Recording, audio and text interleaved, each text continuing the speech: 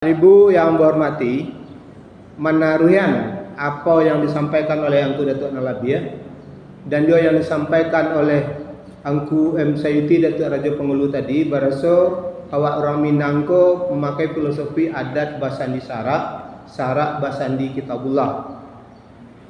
Sarak mengatur, adat memakai. Ambo mengingatkan satu saja dari apa yang dianjurkan oleh sarak dan dipakai oleh adat. Ambo bukan ulama, tapi mari sama-sama kita kok talalok ambo menjagokan, kok talupo ambo mengingatkan. Dalam surat At-Tahrim, surat nan ke-66, ayat nan ke-6 berbunyi yang artinya, hai orang-orang yang beriman, peliharalah dirimu dan keluargamu dari api neraka. Api neraka itu bahan bakarnya batu dan manusia, dijaga oleh malaikat yang sangar, yang angker dan bengis, dan tapi mereka itu patuh kepada perintah Allah. Ambo ingin mengingatkan, artinya surat At-Tahrim itu harus menjadi pedoman bagi awak, yang kalau kita terjemahkan, hai orang beriman, berarti masuk awak. Jagolah dirimu, jago diri awak dulu dan keluargamu dari api neraka. Kalau kita bawakan ke bahasa awak, oi orang yang beriman, jangan sampai diri engkau dan keluarga engkau masuk ke neraka. Kalau tidak masuk ke neraka, bawalah mereka itu ke sarugo. Nah, kini kita coba pahami. Yang diperintah pertama itu dulu diri awak. Jadi awak yang hadir harus mengusahakan diri awak supaya tidak masuk ke neraka. Lah sudah itu, nyo samo je naik ke patabang ko peri. Kalau ada turun masker tu, siapa masang, kalau ambo anak siapa pasang masker dulu? Awak dulu. Sudah tu baru anak awak. Jadi selamain diri awak dulu supaya tidak masuk neraka, supaya bisa masuk sarugo. Sudah itu ahlimu, keluargamu. Nah, di Minangkabau keluarga kok lebih laweh daripada pengertian biasa. Sebab Buya tidak ada menjalian apa tafsiran dari ahlimu itu. Nah, di Minangkabau ahli itu ditafsirkan dalam petata, kalau paku kacang balimbiang, ambil tampurung lenggang-lenggangkan, bawa menurun ke saruaso. Di Minangkabau yang keluarga itu adalah anak di pangku, kamanakan di bimbiang, orang kampung dipatenggangkan, tenggang nagari jan binaso. Jadi di Minangkabau ko, awak ko punya kedudukan tiga. Pertama sebagai ayah dari anak, yang kedua mama dari kamanakan, ketiga sebagai orang kampung. Nah, paliarolah, kalau awak sebagai ayah, paliaro anak awak supaya tidak masuk neraka. Sebagai mama, paliaro kamanakan supaya tidak masuk neraka. Sebagai orang kampung, paliaro orang kampung awak supaya tidak masuk neraka. Supaya sadanya masuk sarugo. Nah, nan mama ko memang istimewa di Minang. Jadi kalau di Jawa, hanya tidak ada mamanya doh, hanya ayah saja yang bertanggung jawab. Di daerah lain tak kayak itu juga. Kok istimewa di Minang. Caro memeliharonya. Caro anak di pangku itu bukan digendong-gendong. Anak di pangku jo pancarian. Artinya apa? Sebagai ayah harus bertanggung jawab terhadap kebutuhan mulai dari gizi dan segala macam untuk anak. Jadi ayah itu harus punya pencarian. Jadi orang semando tidak lalu-lalu saja doh, tidak duduk macam-macam piring, tapi harus punya pencarian. Kamanakan dibimbing jo pengajaran. Jadi mama itu membimbing kamanakan jo pengajaran, bukan cuma piti, ditunjuk ajai. Papa Taminang mengecekan kamanakan itu kalau siang dicaliak-calian, kalau malam didanga-dangan. Artinya mama itu harus memonitor kamanakannya.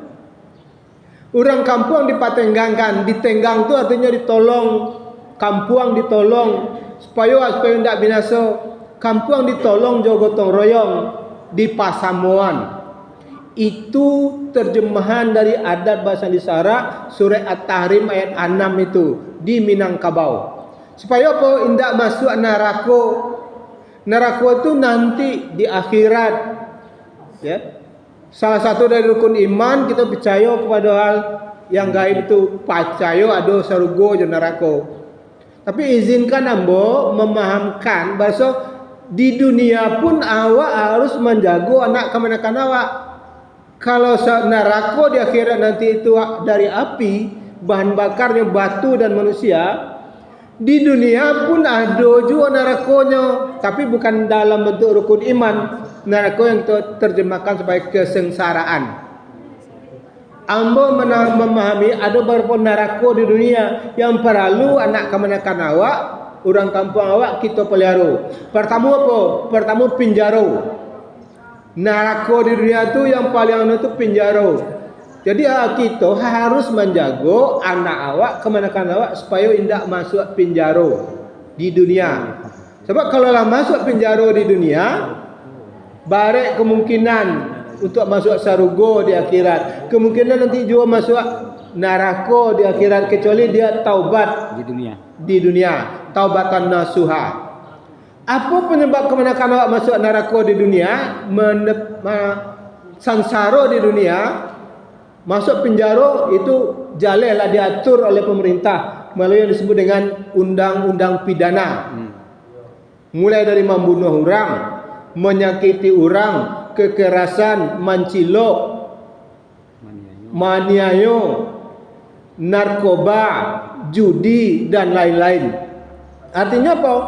Awak sebagai ayah, sebagai mama, sebagai pemimpin di negari berkewajiban menjaga anak awak, menjaga kemenakan awak, menjaga anak negari awak supaya tidak ada yang berjudi, tidak ada yang menarkoba, tidak ada yang membunuh orang, tidak ada yang menyebarkan hate dan lain-lain. Banyak yang diatur oleh pemerintah yang kalau dilanggar awak masuk penjara. Ada pidana itulah jaleh, ya.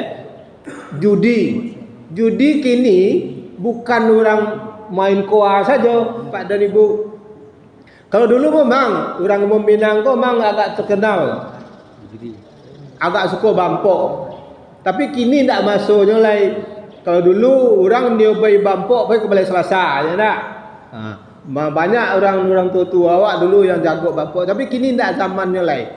Dan ampok-ampok model itu kini lah berkurang. Mungkin lah juga koa seketek-seketek di lapau-lapau, tapi itu harus kita atasi karena itu akan menyengsarakan neraka di dunia itu.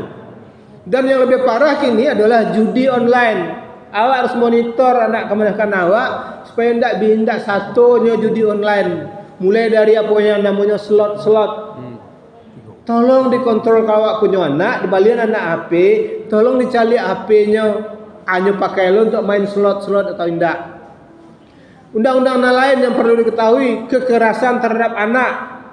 Kalau dulu bisa awak majai anak, tidak amuannya sembayang, zaman dulu bahasa rotan.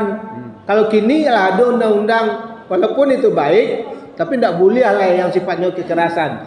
Kalau di Karajuanjo itu, anak itu punya hak.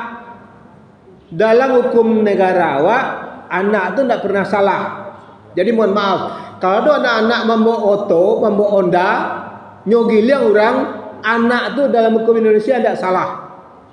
Karena yang salah itu masyarakatnya. Nya tetap dihukum, tapi namanya bukan sebagai terpidana, tapi namanya anak yang berhadapan dengan hukum. Ada undang-undang yang lebih baru yang perlu kita kanan-kanan kemenakan awak, namanya undang-undang ITE. Penyebaran. Kini kan tiap anak lah punya HP. Tidak boleh sembarang main HP. Satunya punya Instagram, ada iklan judi, tidak sadari, nyo share lo di grup ini. Ini akan kena oleh undang-undang ITE. Polisi murah hanya mengetahui dia orang nama masang iklan judi ampok di grup WA-nya, di Instagram-nya dan lain-lain sebagainya. Itu neraka dunia yang pertama. Dan kedua, menurut ambo kesengsaraan dunia yang kedua itu adalah bentuk penyakit. Jadi penyakit baik ketika muda ataupun ketika tua itu adalah kesengsaraan. yang bisa juga mengantarkan awak ke neraka di akhirat. Tapi kalau oleh kita terima dengan ikhlas, dia bisa menggugurkan dosa-dosa awak. Tapi sebagai ayah, sebagai mama, sebagai pemimpin di negari, sebagai wali negari, sebagai ketua MUS, BAMUS, ketua RT, ketua RW dan segala macamnya, awak berkewajiban melindungi anak negari awak supaya tidak sakit. Kini pemerintah misalnya perlu kita berikan penghormatan, memberikan makanan bergizi kepada anak-anak. Sebab kesehatan itu adalah investasi modal sejak ketek.